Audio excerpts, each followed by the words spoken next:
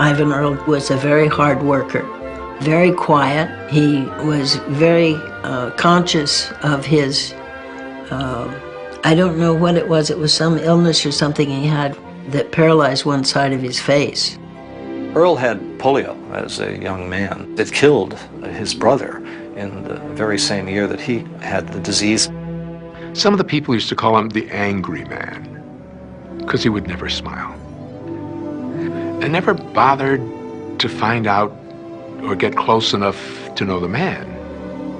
Eyvind Earl was born in 1916 in New York, and his father was Ferdinand Piney Earl. He came from a well-to-do family, and he was an artist. In early silent films, he was one of the best of the glass painters.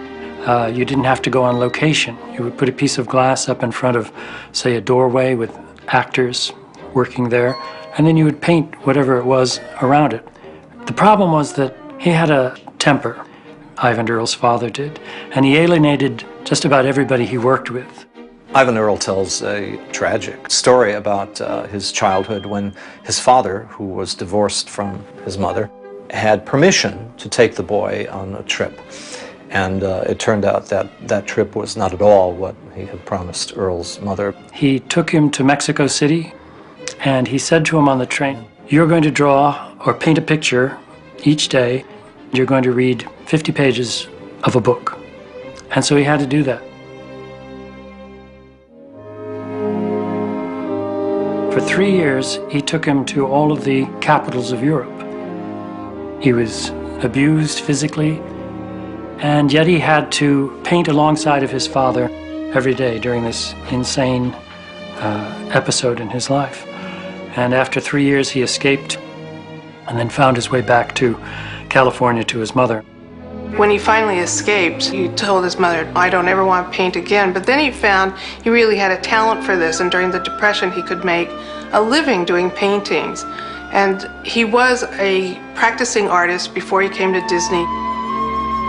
Eyvind Earl has a wonderful biography called Horizon Bound on a Bicycle. The title comes from the extraordinary feat riding from Los Angeles to New York when he was about 19 or 20 years old. 42 days, making 42 paintings, a painting a day, and at the completion of that journey, having an exhibition in New York where he sold them. I think with Eyvind and his father being such a taskmaster, it also stirred in him a sense of fortitude, one might say. You know, when he was a boy, he was always drawing and always sketching, and I think felt a certain pressure too. And I don't think he ever lost that sense of pressure that, you know, that was a twig that was bent and the tree grew that way. So he always knew who he was as an artist. He was an artist first and foremost. He worked in every medium. He worked in oil and watercolor, gouache. He was a greeting card designer. He had a long, successful career designing Christmas cards, long before he ever got to Disney. Eyvind Earl didn't start to work at Disney until 1951, which is ironically the year his father died. Penniless. He was hired to work as an assistant background painter on The Little House. And the first day there, he noticed about 100 beautiful little paintings by Mary Blair. And he thought, wow, this is great. This is what I want to do. He did train on a lot of the feature films of the early 50s. Certainly Peter Pan. You can definitely see some Eyvind Earl influences. Eyvind had done something that Walt loved on Lady and the Tramp. Tell me what you see. Walt wanted Eyvind to paint one background where when you saw that small American town, you wanted to live there forever. But if you looked up to the horizon, you saw adventure, and you wanted to get out of town, shake the dust of this crummy little town off my feet, and see the world. He also trained on a couple of shorts that he worked with Ward Kimball. First one was called Melody.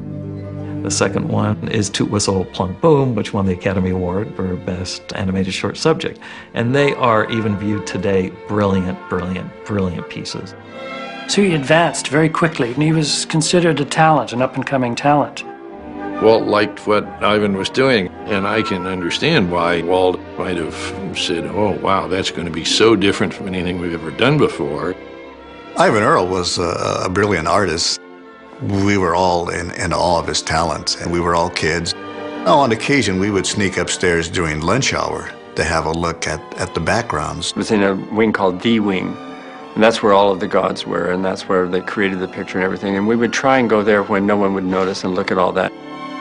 On occasion, we would venture into Eyvind's office when he wasn't there, because, and then in time, we realized maybe we could even walk in when Eyvind was there, as long as we didn't disturb him. And one time, I stood in the doorway a while and watched him paint, and he painted in layers. He would start with a black bush, then he'd paint the next color up, and then he'd add more on top of that and add more on top of that. It was amazing to watch him. Sleeping Beauty gave me the chance to paint a majority of the backgrounds. On the forest, I had a whole ton of assistants. I had to show them how I paint a bush or a tree. So I made a long panel with about 12 steps from a blob of black to the finished piece. And that was used to make sure everybody would paint the backgrounds the way I do.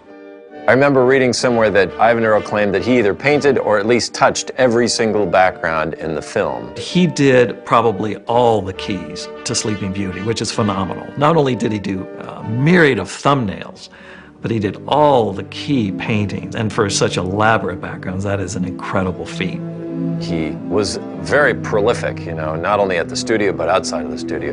Post-Disney, he painted, must be thousands of paintings. He did lithographs and serigraphs, beautiful landscapes, trees, hills. He was very inspired by the sort of Northern California countryside of the rolling hills. Beautiful stuff. Perhaps we know him best through this work in the Disney film Sleeping Beauty, but he went on to a long and very successful career. His paintings and prints were always sold out. If an artist's life is about searching and about attempting to always look over the horizon, he would certainly have that life.